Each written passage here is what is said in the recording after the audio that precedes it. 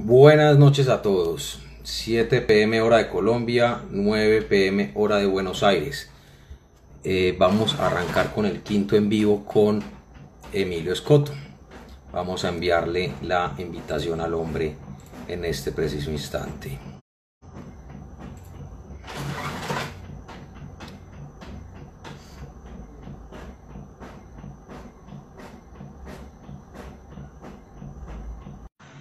Listo, ahí se la enviamos. Emilio, ¿qué ha habido? ¿Qué hubo? Hola Colombia, hola resto del mundo. ¿Cómo vas? Pues bien, bien, acá se alargó la cuarentena 3 semanas más, que ya se veía venir, y pasamos a fin de junio a Argentina, cuarentena, hasta los últimos días de junio, aunque les adelanto, Colombia les adelanto que en Argentina la cuarentena va a seguir probablemente todo el invierno, recién en agosto me imagino que vamos a salir de la cuarentena. Ah, eso se veía venir. Aquí estamos igual. También se adelantó la cuarentena hasta finales de junio. Sin embargo, han venido abriendo muchos sectores de la economía. Ya se está poco a poco reactivando todo un poco. Eh, Toca trabajar duro porque igual este año ya las cifras no van a dar, pero bregar a rescatar lo que se pueda. Correcto, correcto. Bueno, nada, seguimos entonces con estas historias, tratando de que la gente pase un rato agradable con estas historias como la que tú con tu programa estás llevándole al público. No me acuerdo, me tienes que refrescar dónde habíamos dejado en viajando. Claro que sí. Vamos a refrescarle al Atlas en dos ruedas dónde quedamos, porque la tarea la hice muy bien hace 8 días. Terminamos en Ruanda. Estabas hablando del paso de la moto a Islas Mauricio y demás. Mm. Quedamos por esos lados. Bueno, interesante, porque fíjate tú que en ese momento, y estamos hablando de 1989, final de 1989 ya, ahí se sucedían las masacres terribles que se pudieron ver en la película de Hollywood Hotel Ruanda, donde los Tutsi y los Hutus se cortaban la cabeza unos a otros. En realidad es que la tribu gobernante, o sea, la tribu o los políticos que pertenecían a la tribu gobernante eran mucha menor cantidad comparado con la tribu no gobernante, o sea que los que gobernaban el país era una tribu mucho más pequeña en cantidad de gente, notoriamente más pequeña que el resto de los habitantes del país. Sin embargo, esa tribu gobernante era considerada más capaz de gobernar el país que la otra tribu. Entonces, finalmente, la tribu mayoritaria en gente, pero sin poder, se levanta y deciden matar a todos los de la tribu que gobernaban, o que no solo eran gobernantes, comerciantes, y les cortaban, salieron con machete, pero estamos hablando de millones, ¿eh? Le cortaron la cabeza a 1 millón de personas.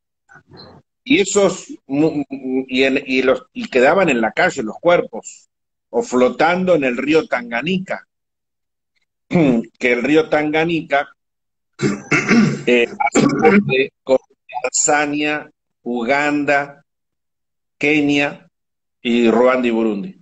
Y Ruanda, les recuerdo, es donde están los gorilas de montaña, los únicos del mundo, que Diane Fossey, la americana, cuidaba o trataba de mostrar al mundo, que también perdió la cabeza. Diane Fossey también le cortaron la cabeza. Y yo con la moto, claro, imagínense ustedes, ¿no?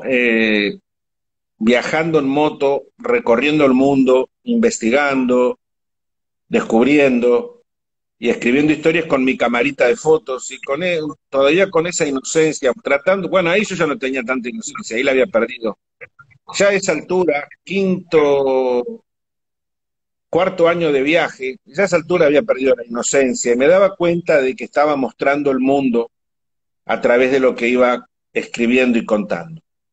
Y Que bueno, hay de cierto, Emilio, y discúlpame te interrumpo, que en este conflicto, si vamos a equivalencia en cuanto a días versus años, fue mucho más dramático en cuanto a número de muertos versus el holocausto nazi.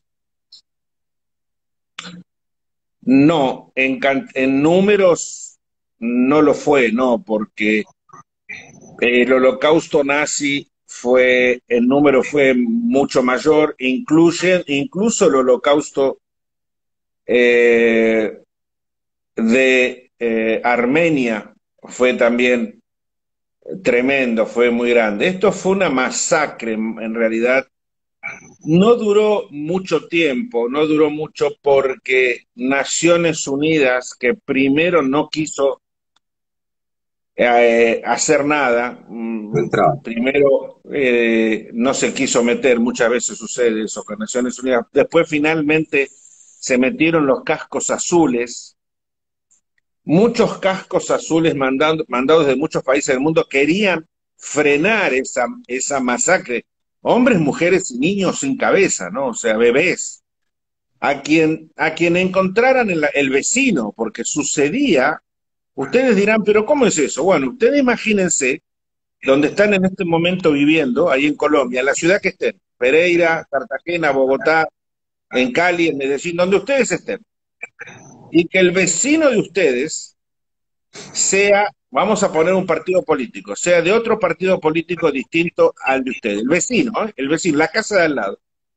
Y entonces toma un machete y sale a matar a toda la familia vecina porque son de otro partido político. Bueno, eso era lo que sucedía en Ruanda y Burundi en ese momento, fundamentalmente en Burundi, que vecinos, vecinos, por ser de una tribu diferente, por ser Hutu o Tutsi, salían a matar al otro vecino. O sea, en realidad la acción la llevaron adelante.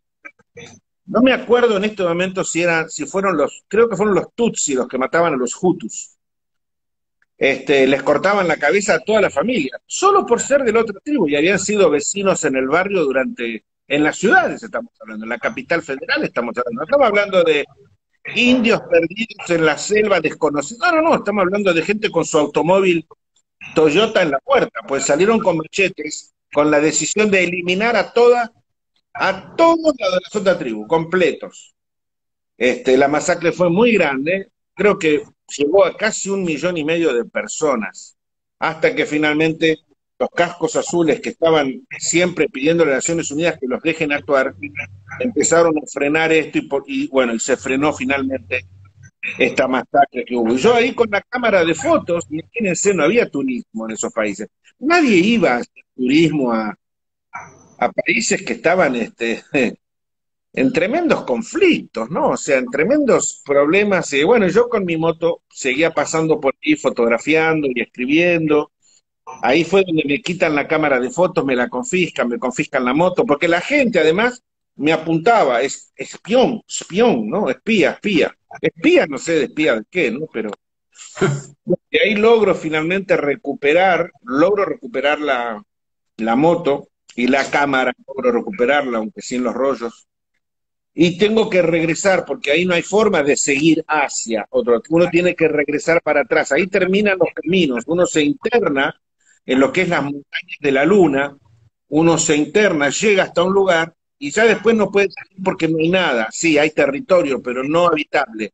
Hay que volver por el mismo camino para atrás, que es lo que hago de Burundi a Ruanda, de Ruanda a Uganda, Uganda a Kenia, y ya regreso otra vez a Kenia. Kenia ya era un país tranquilo, y en Kenia, ahí me encuentro con otra problemática, pero antes le voy a contar una pequeña, chiquitita anécdota, más que nada va dirigida a la gente mayor, que recordará la película Una leona de dos mundos, de la leona Elsa, una película donde Matt Monro cantaba esa canción libre, ¿no? Born Free, libre, será siempre libre, de amarme o dejarme, será siempre libre. Esa canción, Libre, de Matt Monroe, que se usó en la película Una leona de dos mundos, que fue la historia de Elsa, una historia verdadera de un matrimonio inglés que criaron a esta leona, que la encontraron salvaje ahí en Kenia, y la humanizaron. Y Elsa, en esta película, me acuerdo cuando Elsa muere en la película, la gente lloraba, todo. Bueno, Elsa tuvo 3 cachorros. Bueno, yo tuve la oportunidad en Kenia de, en una avioneta, ir a donde vivía Joy Adamson. El hombre, el viejo, ya era viejo. Yo esto era cuando era niño esta historia, pero cuando ya fui con la moto, fui con una pequeña avioneta a donde él vivía. Y le una botella de whisky, me acuerdo. Y para mí, y yo me fui al árbol donde estaba enterrada, la gente más grande, ¿sabes? Jaime, se van a acordar porque esa película, Una leona de dos mundos, es más, hoy en día uno la puede poner en YouTube, Una leona de dos mundos. Y fui a la tumba de Elsa y puedes creer que me puse a llorar porque me dije qué increíble cuando yo era niño, ¿no? El pelirrojo, el zanahoria, allá en el barrio de Buenos Aires, que en el cine vio la película Elsa y ahora estoy acá, en la tumba de la leona, que yo vine andando en moto. Vine desde Argentina andando en moto hasta acá, ¿no? Y me puse a llorar ahí el árbol, ¿viste? Donde estaba enterrada Elsa, la leona. Y a él lo mataron un año después, como casi como a Trotsky. Uno de sus sirvientes le clavó un piquete en la nuca y lo mató a Joy Adamson, que está enterrado en el mismo árbol con su leona, con Elsa. Pero ahí yo me encontraba con otra problemática del mundo, y era, yo estaba terminando África, había recorrido ya casi 50 países de África, me faltaban 4 o 5 países, estaba terminando el continente africano, ya estaba cumpliendo casi 2 años de andar en el continente africano, y quedaba solamente poquitos países, ya estaba subiendo hacia el norte, quedaba Djibouti, Somalia, o sea, primero Somalia, Djibouti, Etiopía, Sudán y Egipto. O sea, ya quedaban solo 5 de los 55 países que tenía que recorrer. Pero Somalia era imposible, estaba cerrado, era imposible ir a Somalia. Como ahora se cierran los países, era imposible viajar a Somalia. Entonces, ahí encuentro una solución que es muy linda, muy simpática, también de aprender. En el puerto de Mombasa, en Kenia, en el puerto de Mombasa, veo que salen daos árabes. El dao una embarcación de madera muy antigua, sin quilla. El dao es como una pequeña carabela, chiquita, una pequeña carabela sin quilla, que se mueve muchísimo. Dao, D-O-W, Dao, el Dao árabe. Los Dao Creo que de árabes. eso hay una foto, creo, no estoy seguro si este sea la que vos decís. Exacto, ahí está el DAO. Y ahí está la rampa por donde subo la moto, y en el vidrio, perdón, en lo que parece ser una ventana de adelante, van a ver que está el parabrisas de mi moto. La moto la subimos por ahí. Yo les ofrecí a ellos, como no podía pagar, me querían cobrar, pero yo no quería. Entonces les ofrecí trabajar cargando bolsas, y ahí me hice changador de bolsas, porque ellos llevaban bolsas de harina en ese DAO.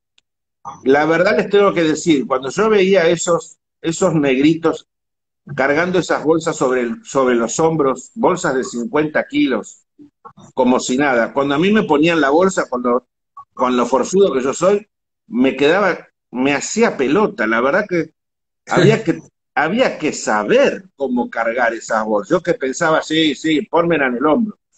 Ellos llevaban de a dos y a mí cuando me ponían una me aplastaban como una hormiga. Pero bueno, al final, mientras todos se reían de mí,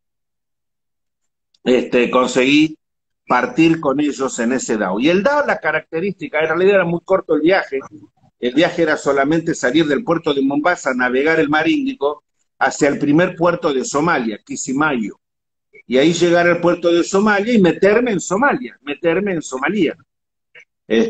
a través de la playa. Y resulta que este DAO más o menos era un viaje de 6 horas. Y este DAO cuando empezó a moverse para todas partes con el oleaje, la gente empezó a vomitar, todos, hasta el capitán. Y yo me acuerdo que una de las características era el baño. Si tenías que hacer pis, o tenías que hacer uno o dos, tenías que colgarte de la borda, poner el culito para afuera, y en un Uy, agujero de una tabla, hacer la caquita por el agujero de la tabla.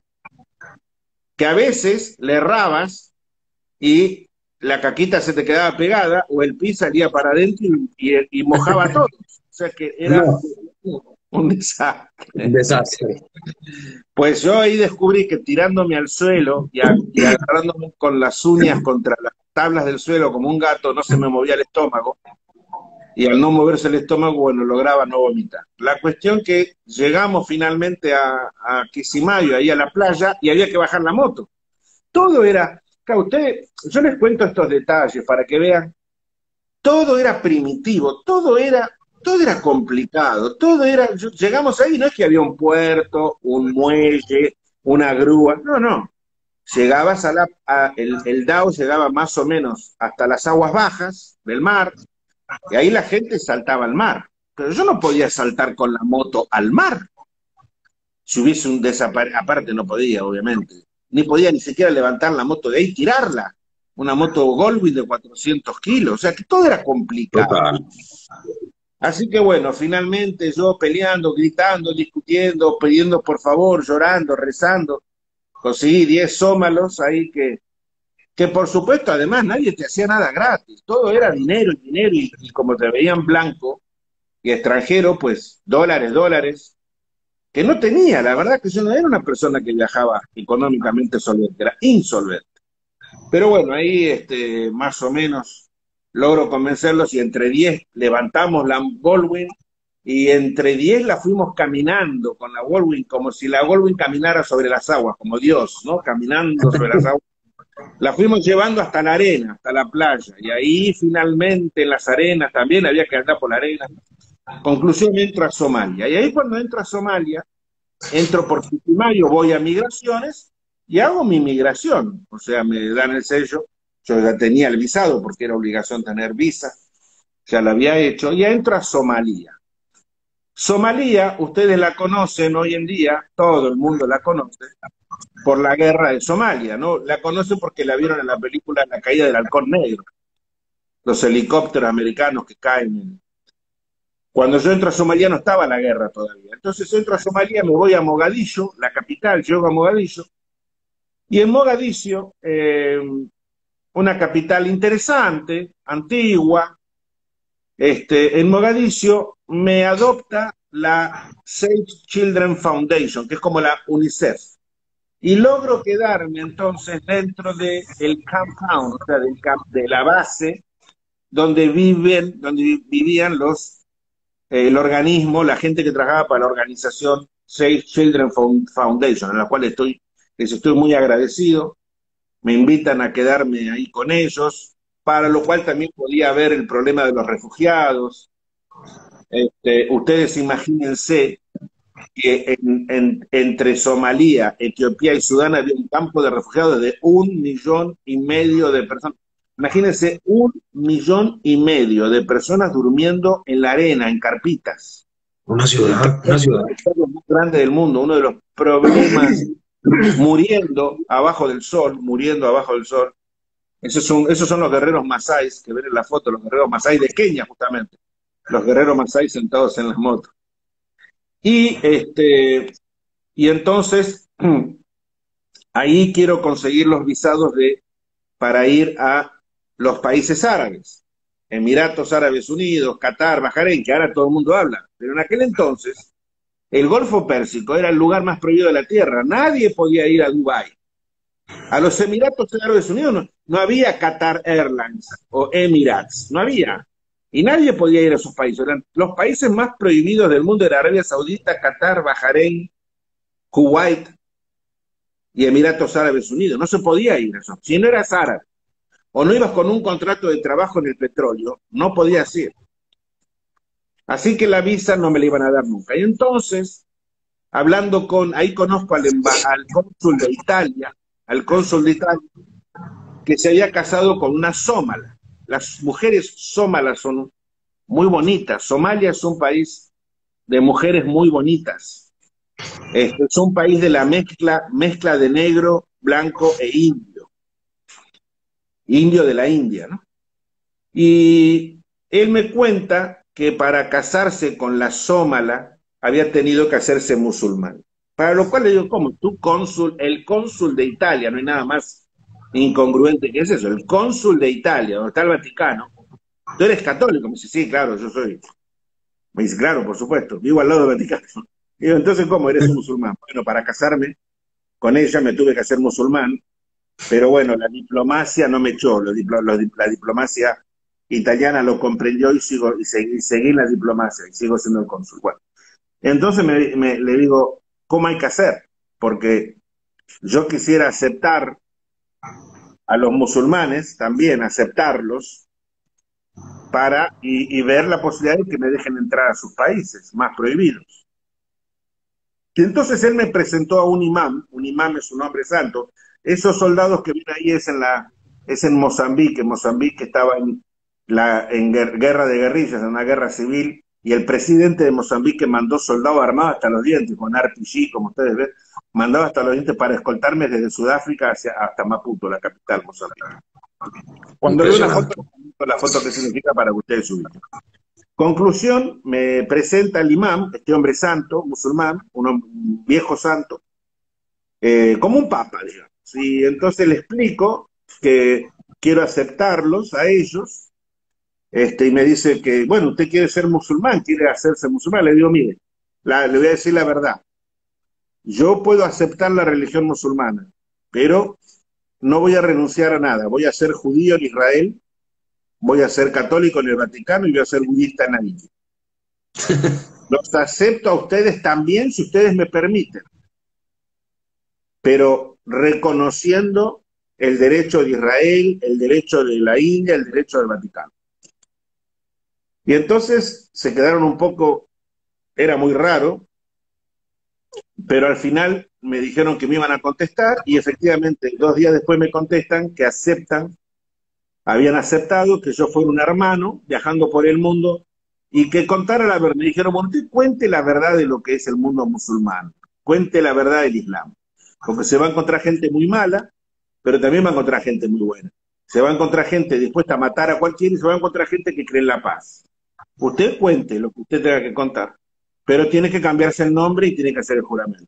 Bueno, yo me cambié el nombre, porque no es que tú puedes decir soy, o sea, tienes que hacer ciertas cosas. Entonces hice el juramento es que Alá es el único Dios. En realidad, que hay un solo Dios que es Alá. La palabra Alá no es que el Dios se llama Alá. Alá quiere decir Dios en árabe.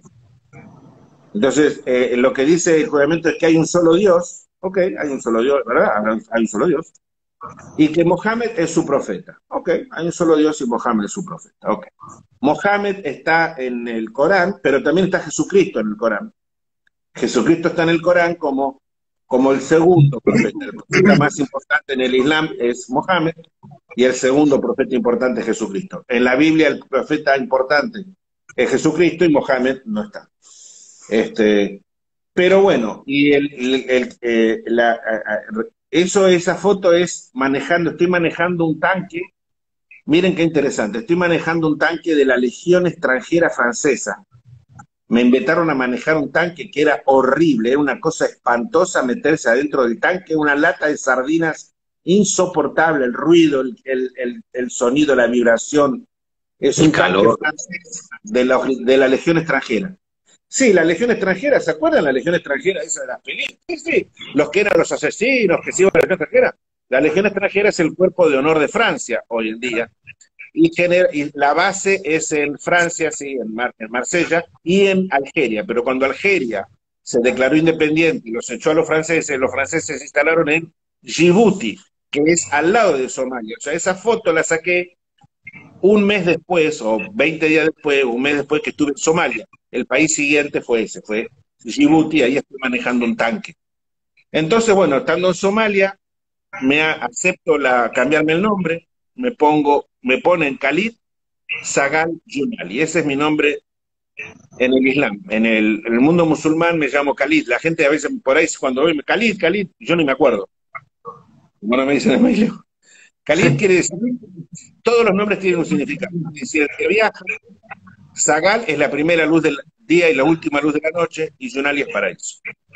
El hombre que viaja en la primera luz del día y la última luz de la noche en el paraíso. Y ahí me cambio el nombre, firmo el documento, hago el juramento, me visto, me pongo la túnica, me pongo lo que ustedes ven de los árabes, las sandalias, me cambio, me pongo calzoncillos nuevos, voy a la mezquita el viernes del mediodía, que es el día más importante, hago el lavado, me lavo las manos 3 veces, los brazos 3 veces, la cara 3 veces, la nuca 3 veces, los pies, y entro a la mezquita con todos el viernes al mediodía y hago el rezo, mi primera vez, el rezo, no entendía nada, pero bueno, el inclinarme y todo eso.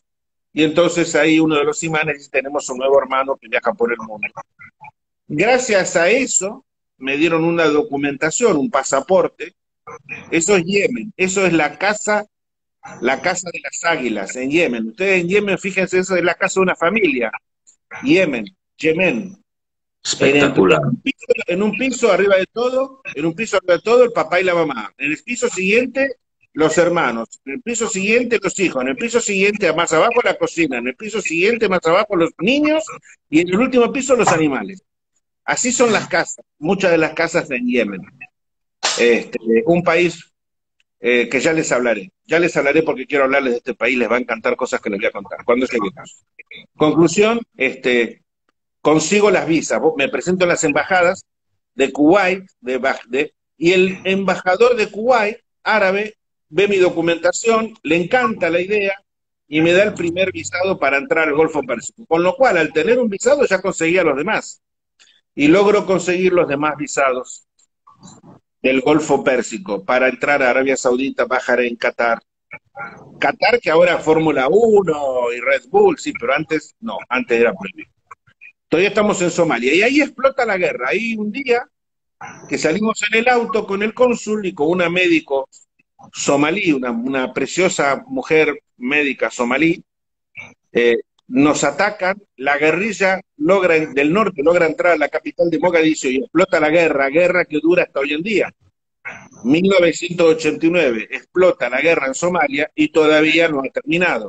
Y ustedes vieron, una de esas películas que se hizo fue justamente La caída del halcón negro, cuando los helicópteros americanos tratan de tomar prisionero a uno de los lores, uno de los warlords, uno de los lores somalíes que vendía armas y les falló el cálculo y perdieron un montón de soldados americanos y helicópteros.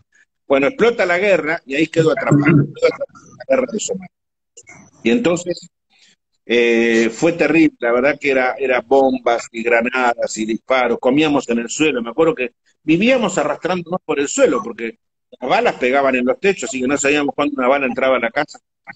Hasta que logro encontrar un barco en el puerto de Mogadiscio, logro encontrar el único barco que da. Los americanos le ofrecieron a los pocos extranjeros que había, diplomáticos fundamentalmente, expatriarnos en un Hércules C-130 de la Fuerza Aérea de Estados Unidos, pero yo no acepté y fui el único que se quedó porque era sin la moto. Obviamente no te podías llevar el auto, las cosas. Los americanos te evacuaban, no importa de la nacionalidad que fueras, pero no llevándote tu pertenencia. Entonces yo Claro. me quedé en la moto, no me fui el único que se quedó en Somalia. Y, en una oportunidad en la calle, bueno, salvé la vida de milagro. Y al final, en el puerto de Mogadiscio quedaba un solo barco sómalo de bandera somalí, un solo barco, el puerto vacío, se han ido todos.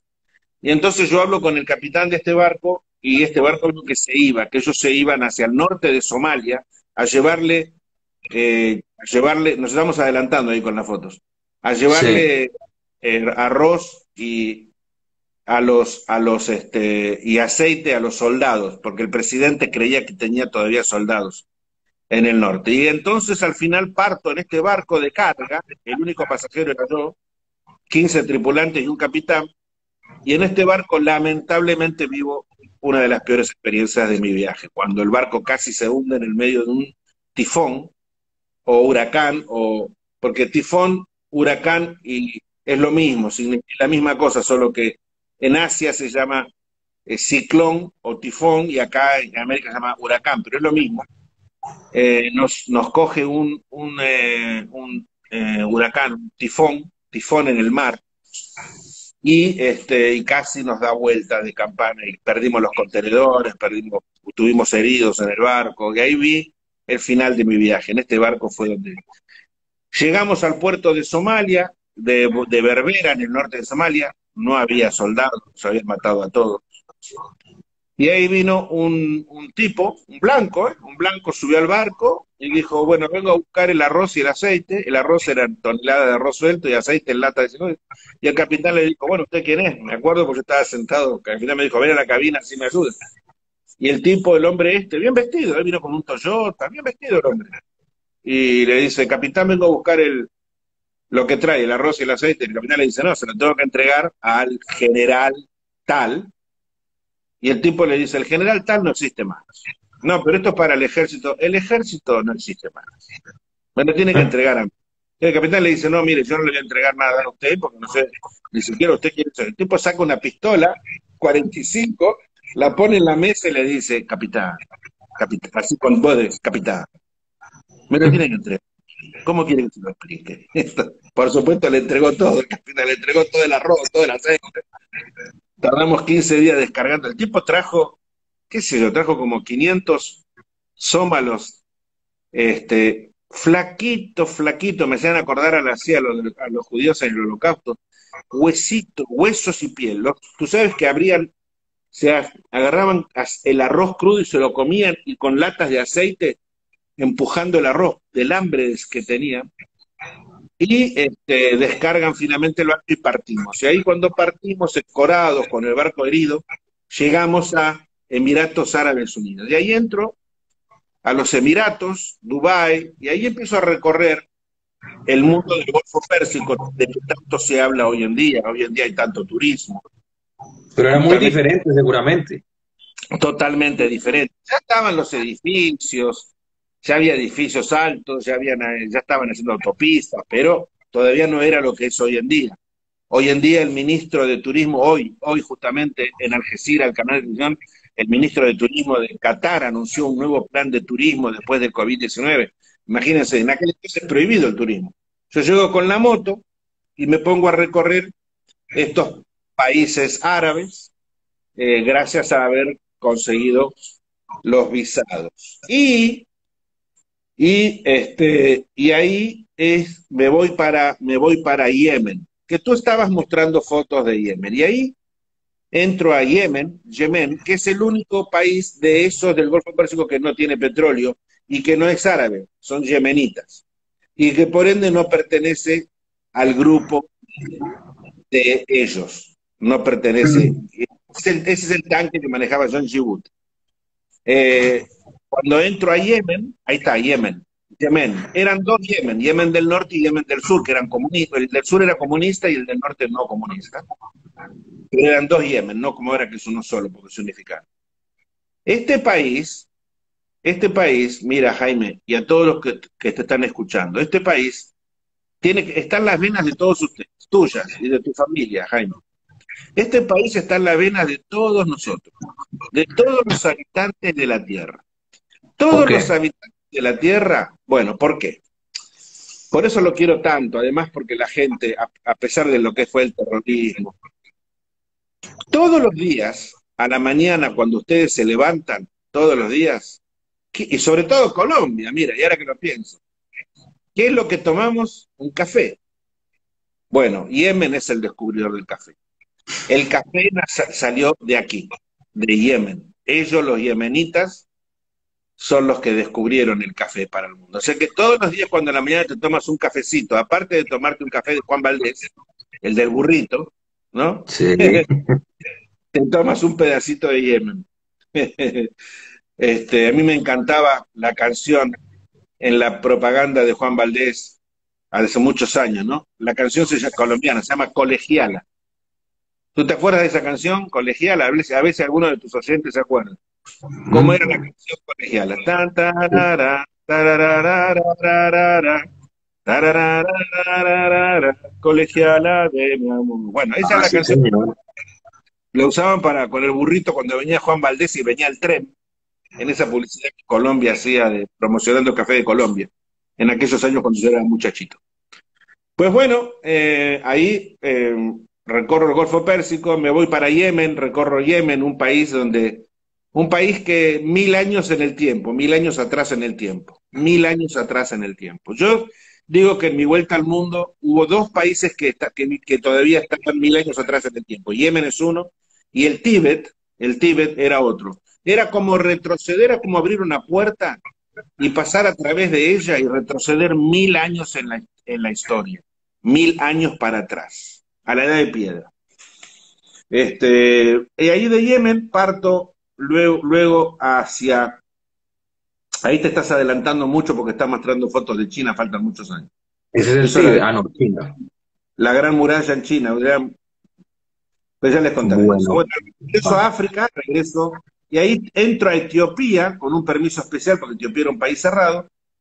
Addis Abeba, país comunista también, marxista-leninista, trotskista, y ahí cruzo Etiopía hacia Sudán, entro a Sudán, todo el desierto de Sudán, Jartum, la capital, un país muy complicado, todavía lo es. Sudán, siempre escuchamos, no hay turismo, nadie va a ir de turismo a Sudán o a Etiopía. A Etiopía ahora, hoy en día, fíjense, hoy en día hay turismo en Etiopía, ya no es más comunista, y hay turismo en Etiopía, ¿no? Pero Sudán no. Y cruzo Sudán con muchas complicaciones hacia Egipto, llego a Egipto y recorro Egipto, todo Egipto, Abu Simbel, hasta el Cairo, y cuando estoy en el Cairo tomo la decisión ahí está justamente Egipto, ahí estoy yo parado, si ustedes ven, estoy parado abajo de, eso es en Abu Simbel, ahí estoy parado, eso es Ramsés, Abu Simbel, que queda cerquita de la frontera con Sudán. No es un lugar muy visitable Abu Simbel porque queda demasiado cerca de la frontera con Sudán y muchas veces hay problemas. Por eso, si bien Egipto hoy en día no es un país muy visitable que digamos, por problemas que tiene internos de terrorismo y etcétera, pero en aquel entonces tampoco. O sea, Abu Simbel, yo fui acá porque entré por acá. En realidad, yo entré de Sudán, entonces lo primero que vi de Egipto fue esto, que para mí es uno de los monumentos más impresionantes que hay. Esto está hecho en la montaña. Y esto fue levantado 70 metros. Piensen ustedes que lo que están viendo iba a desaparecer bajo las aguas cuando hicieron la represa de Asuán. Entonces los italianos propusieron y levantaron estos 70 metros, o sea, la montaña. Y esas estatuas de piedra fueron levantadas 70 metros hacia arriba para salvarlas de la inundación que iba a provocar el Nilo cuando hicieran la represa de Asuán. Cortaron la montaña en pedazos, cortaron esto en pedazos, lo subieron 70 metros y lo pegaron todo de vuelta. Creo que la ingeniería de hacer eso es tan impresionante como cuando hace 3000 años los faraones construyeron esto. total. Por eso quería darles el detalle. Y ahí recorro Egipto y ahí tomo la decisión, ya había casi terminado África, era mi último país, mi país 55. Ahí Egipto, hacia el oeste, tenía que entrar a Libia, regresar a Libia, de Gaddafi, volver a pasar por Libia, que ya tenía la invitación del gobierno, Gaddafi ya me había dicho que yo fuera cuando quisiera, regresar a Túnez, hacia el oeste a Túnez, y ahí tomar el único ferry que había hacia Europa para emprender el viaje hacia Asia, pero además porque mi moto ya estaba en pedazos, la moto ya estaba, la verdad, yo ataba con alambre todo lo que podía, porque la moto había sufrido lo inimaginable, la verdad que yo no sé cómo andaba, el motor sonaba raro, la verdad que nadie sabe cómo esa moto seguía andando.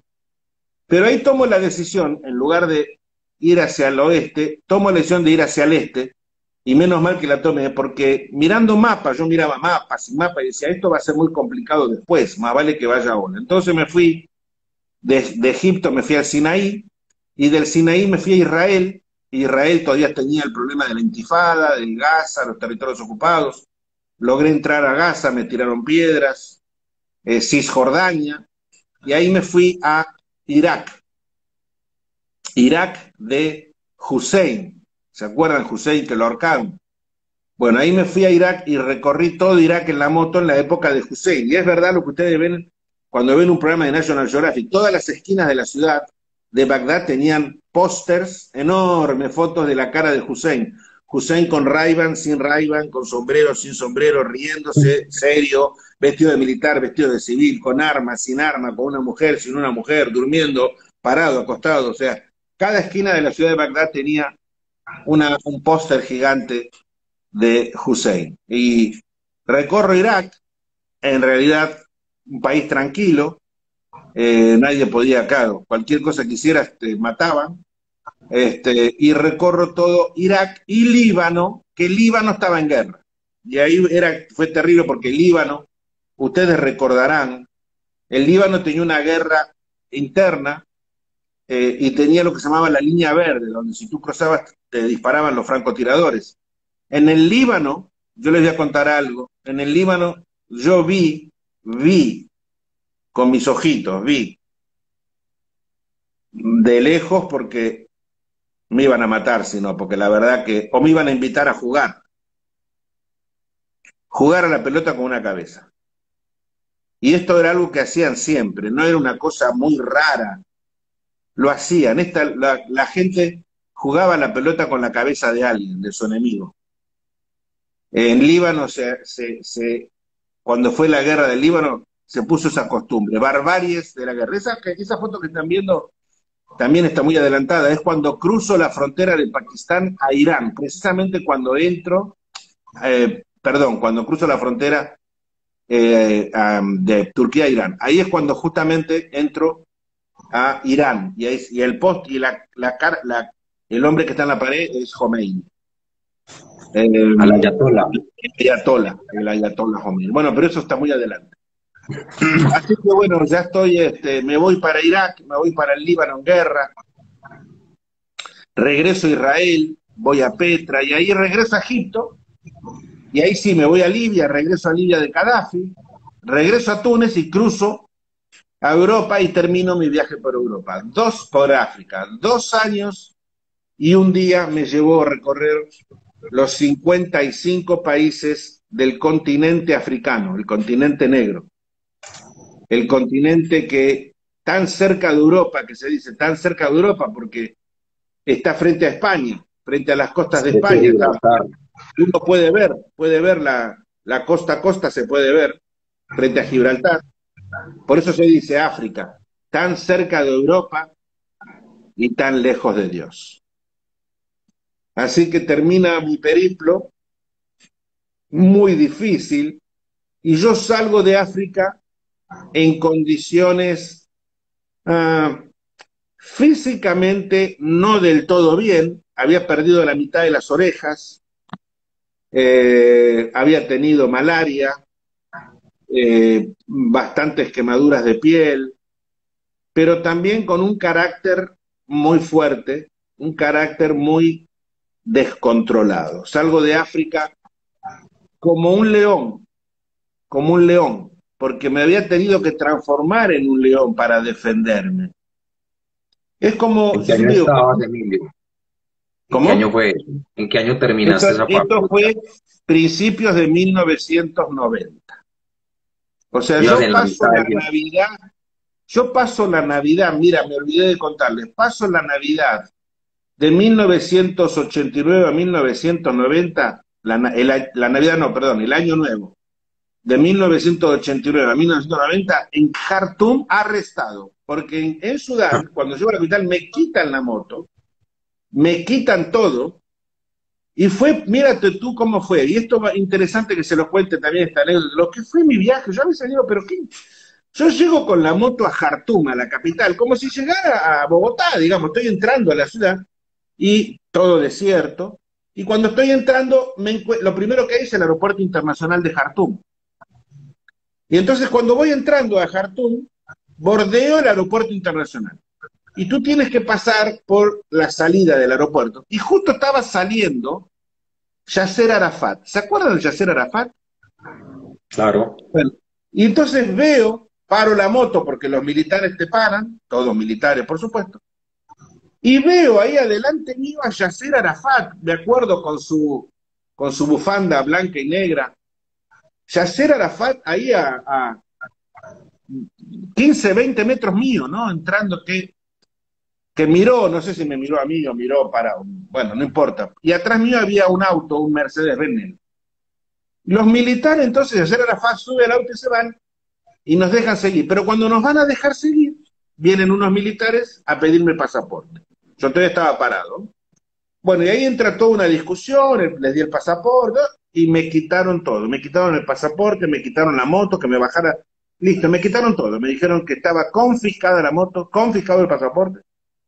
Porque Era sí. toque de queda y yo no tenía por qué estar ahí. Entonces, del auto de atrás se baja un señor, viene caminando, dice, pregunta, ¿qué pasa? Qué sé yo, se presenta. Y bueno, los militares ahí medio también, qué sé yo. Pero ese señor era el cónsul de España en Sudán. Y entonces el cónsul me dice, no te preocupes, no te van a devolver nada y te van a pegar un tiro. Entrega todo, ven que te voy a llevar conmigo en el auto y luego nos vamos a ocupar de ayudarte a recuperar tu moto.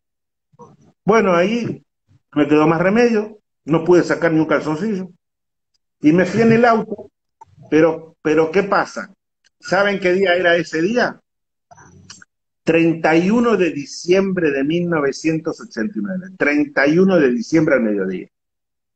Vamos a la embajada de España y entonces él me dice, no te puedo llevar a mi casa porque está prohibido, porque por el toque de queda y una serie de cosas.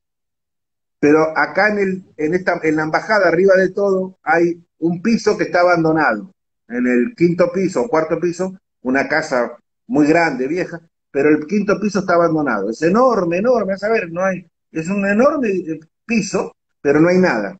Está sucio, está lleno de polvo, lleno de arena, pero creo que hay un catre, me dice, y te puedes quedar a dormir ahí. Y efectivamente subimos, la capa de tierra y de polvo era así, todo un piso con ventanales sucios, y había un catre de militar, un catre, un colchón, también lleno de arena, y una mesita con sillas, me acuerdo. Y él me dijo, yo a la tarde vuelvo y te voy a traer comida. Y me trajo, me acuerdo, me trajo jamón crudo, me trajo queso brie, me acuerdo, y una botella de champán para que yo festejara solito. Y el 31 de diciembre de 1989 lo festejé en un piso abandonado en Jartum, con la moto confiscada, solito brindé por mi viaje y por las cosas que estaba aprendiendo y descubriendo. Bueno, volví para atrás contándole esto de cuando fui arrestado y me confiscaron la moto. Luego logramos que me devolvieran la moto y yo pude seguir, ya les conté a Egipto. La cuestión que regreso a Europa con la moto destrozada y ahí es donde Honda dice, en España Honda dice, esta moto no puede andar más.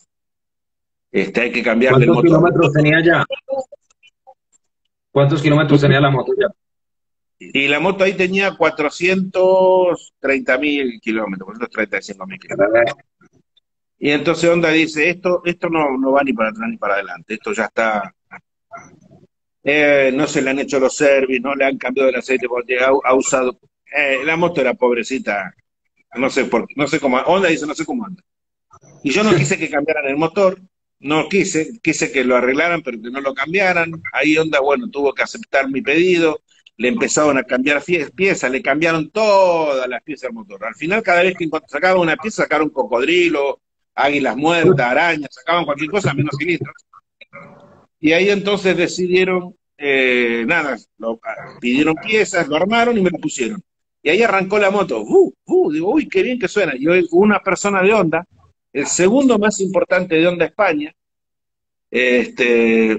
Paco Montes, gran amigo, que después fue presidente de Calliva en España, puso el oído así y dijo, esto no sirve.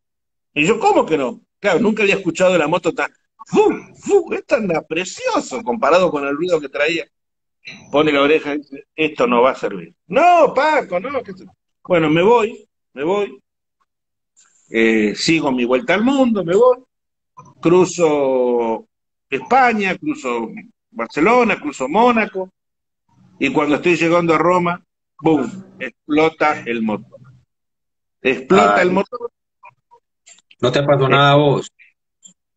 a mí no me pasó nada, explotó un cilindro, se clavó un cilindro, explotó el motor, y eso me hizo regresar todo el camino para atrás en barco, en tren, en camión, para que Honda finalmente le cambie el motor. Y Honda le cambia el motor, eso es en Túnez, en el norte de África, al lado de Ah, Marruecos, sí. eso es en Túnez, uno de los coliseos romanos más grandes del mundo. Uno dice, pero esto es África, claro, sí, coliseo romano en África. En África los romanos habían hecho muchos, no solamente el Coliseo de Roma, esto es en Tunisia, en el país, y es uno de los mejores conservados, así como en Libia también. En Libia hay un anfiteatro romano gigantesco, pues muchos vestigios del Imperio Romano están en el norte de África, en el desierto. Bueno, conclusión, cambio el motor, ahí me ponen el nuevo motor de la Honda y sigo viaje hacia Asia, valga la redundancia, un Asia con H y un Asia sin H.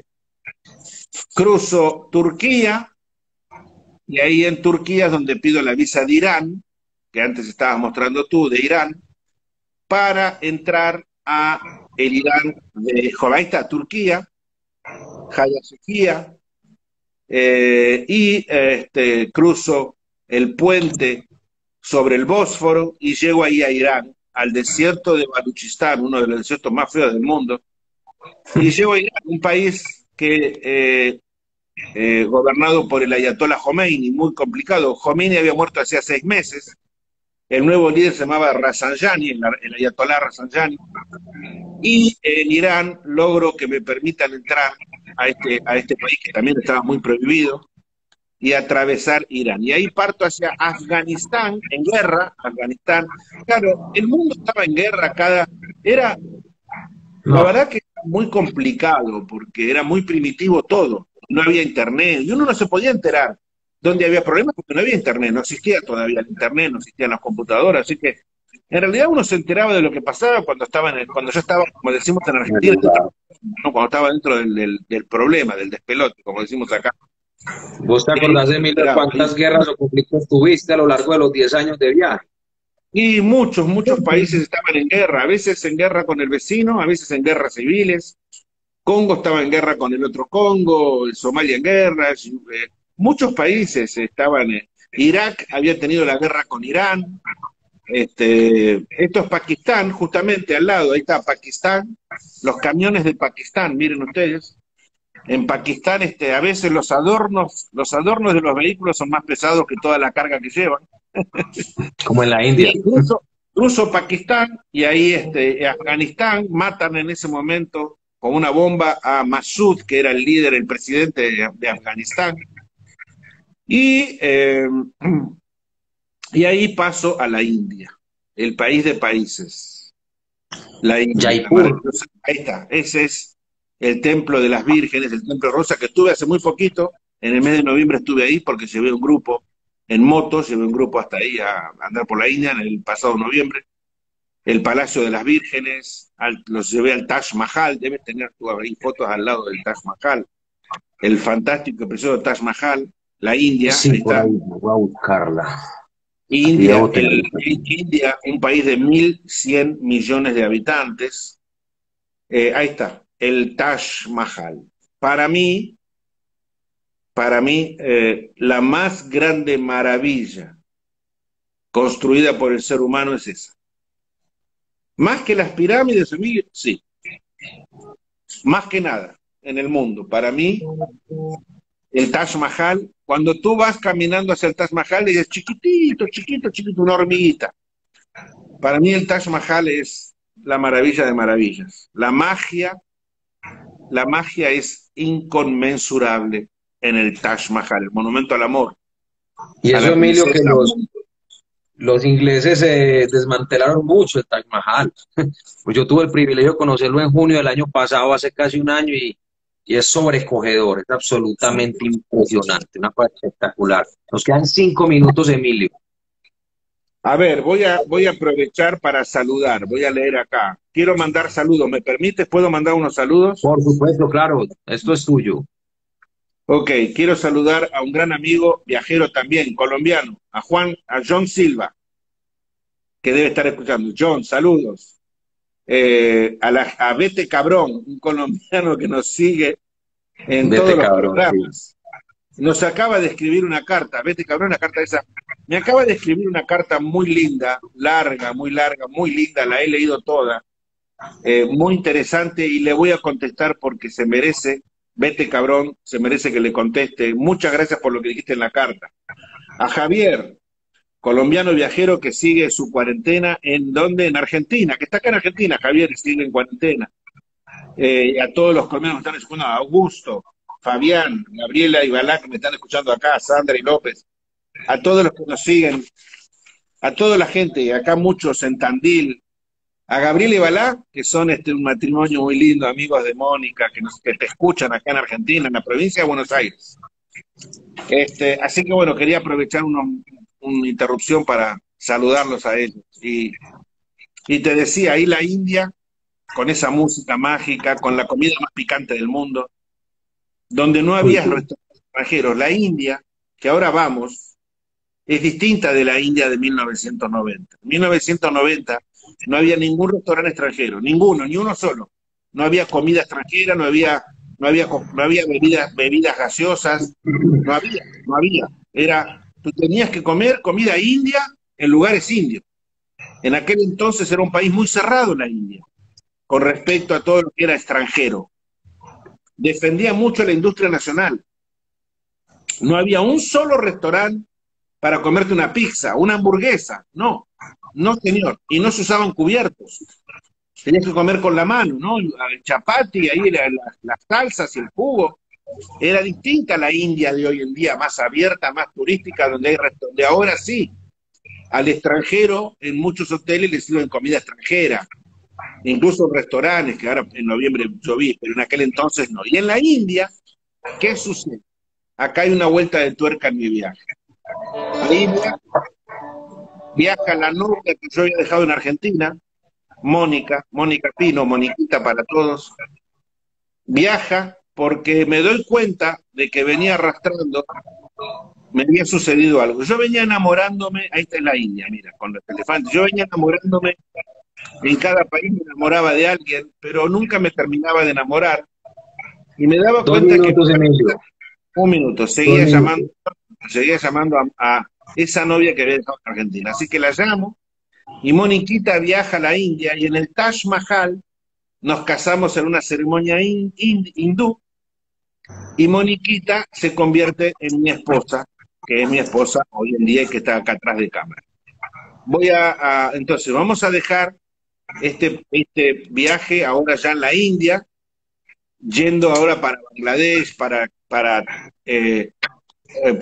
Katmandú, en Nepal, para Sri Lanka, para Maldivas, para Indonesia, y vamos a despedirnos, dejándole saludos a la gente que te he saludado, a los oyentes, invitándolos a que el viernes que viene nos volvemos a encontrar, donde les voy a contar el viaje por Indochina, por Indonesia y por el Océano Pacífico, para ya acercarnos al final de nuestra programación. Creo que van a quedar 2 programas más todavía, y les voy a mandar a ti que estás ahí, que te estoy viendo, un abrazo a ti y a Gracias. tu familia, cuídate, no salgan, y nos vemos el viernes que viene.